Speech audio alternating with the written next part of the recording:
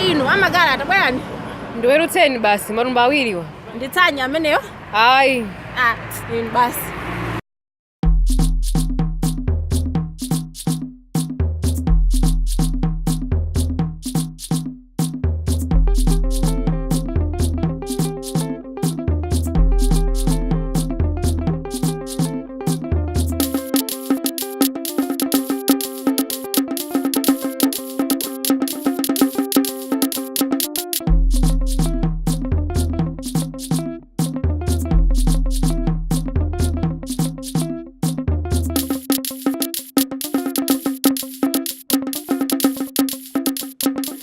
Before 2015, all charcoal production was illegal.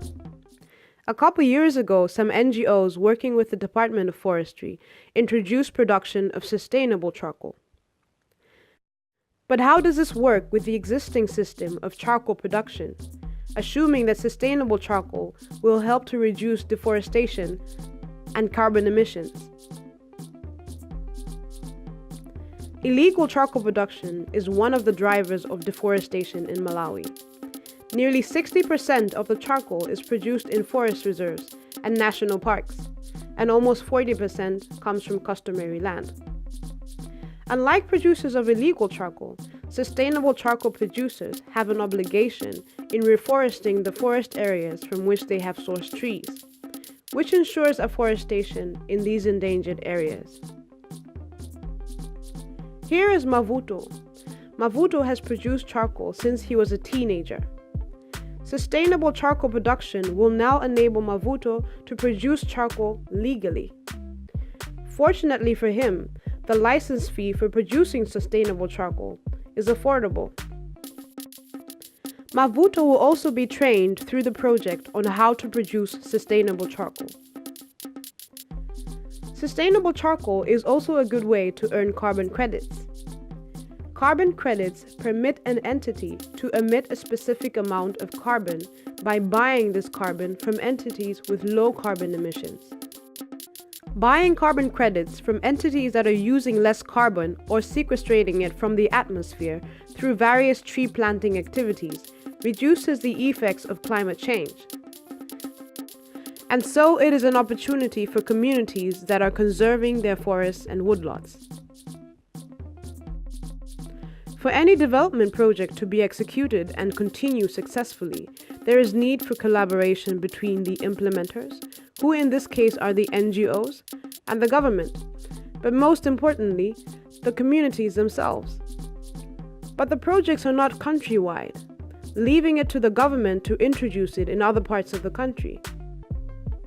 Forest governance is clearly a challenge. The irony of it all is that for an unlicensed product, the charcoal market system is well organized and commonly known, as charcoal is sold everywhere in broad daylight. Next, let's look at the existing charcoal value chain. Sometimes, forestry officials conduct patrols, during which anyone caught transporting charcoal risks their bicycle, vehicle, and charcoal being impounded. The charcoal can be rebought from the forestry regional offices at a giveaway price of $0.9 per bag. And even in Malawi, this is not a big sum of money. And so there's our cycle. If I can't afford a producer's price, I simply go to the forestry office. At the same time, the penalty fee for possessing charcoal is $7 per bag, which is still payable. Why are these rates low? Well, the Forestry Act was last amended in 1997. So the regulations aren't just stringent enough to create a market for sustainable charcoal.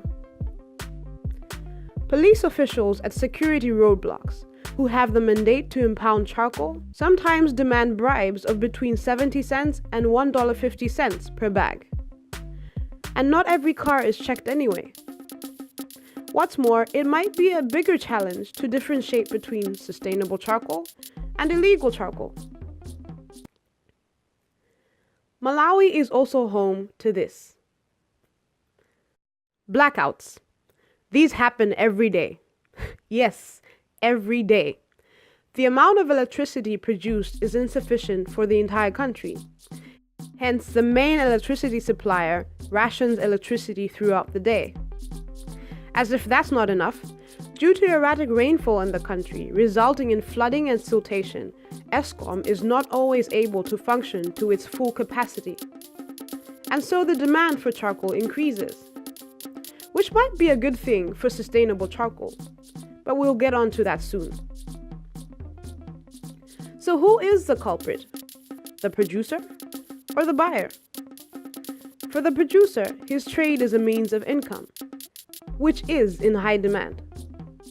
Alternatives such as solar and biogas are extremely expensive and unaffordable for most of the population due to high taxes in the country. The introduction of subsidies on these alternatives would reduce the demand for charcoal. After all, we can't exactly do without charcoal. Another challenge that arises due to the high demand of charcoal in the country is the security of forest reserves and other public or private plantations or woodlots.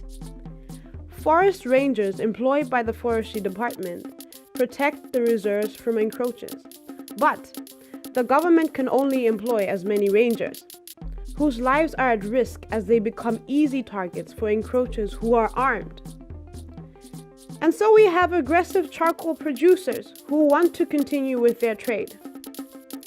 But why would they want to continue producing illegal charcoal if there is a safer and cleaner alternative? Sustainable charcoal. It's safe for the producer and it's safe for the buyer because now it's legal. Problem solved? Well, not really.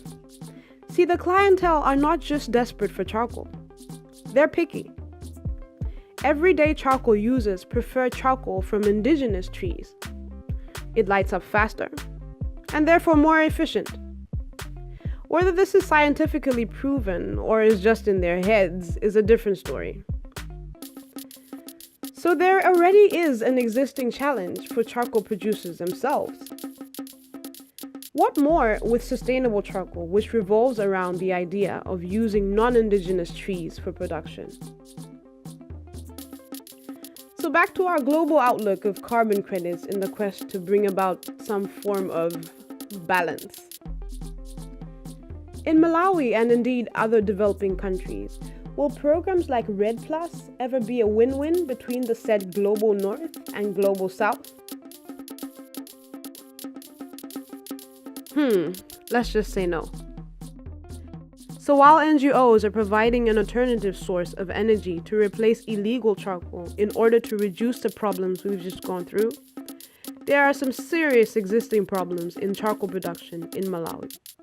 And these challenge the promotion of sustainable charcoal.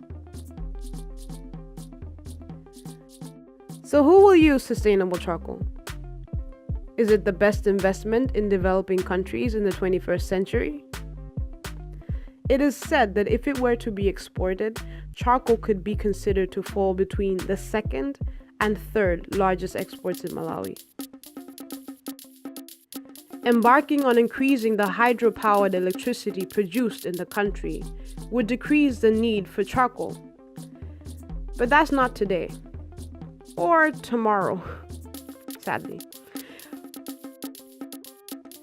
Again, alternative sources of energy, such as solar and biogas that can easily be installed in homes, will reduce the demand for both hydropowered electricity and charcoal.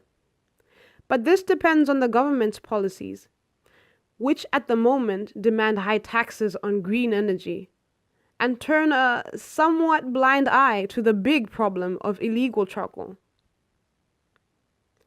There needs to be deliberate measures to ensure balanced access to better and clean energy sources.